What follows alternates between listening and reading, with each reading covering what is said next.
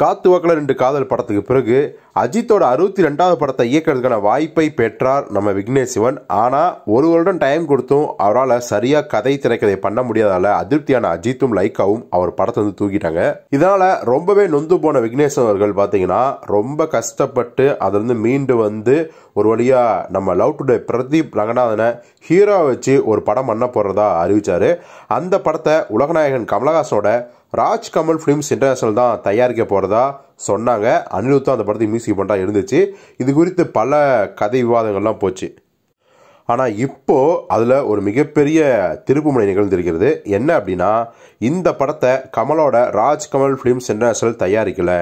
அதுக்கு பதிலாக லலித் அவர்கள், அதாவது 7 ஸ்க்ரீன் தயாரிப்பாளர் லலித் அவர்கள், இன்னும் சொல்லப்போனால் தளபதி விஜய் வச்சு மாஸ்டர், லியோ, அப்புறம் கோப்ரா போன்ற பல வெற்றி படங்களை கொடுத்த லலித் அவர்கள் தான் இந்த படத்தை தயாரிக்காரு. இப்போ இது எல்லாத்தையும் விட இன்னொரு ட்விஸ்ட் என்ன அப்படின்னா, இந்த படத்தில் பிரதீப் ரங்கநாதன் மட்டும் நடிக்கல, மிக முக்கியமாக ஒரு நடிகர் ஹீரோ உள்ளே வந்திருக்காரு. அவர் வேற யாரும் இல்லை, நம்ம நடிப்பு அரக்கன் ஜே சூர்யா தான்.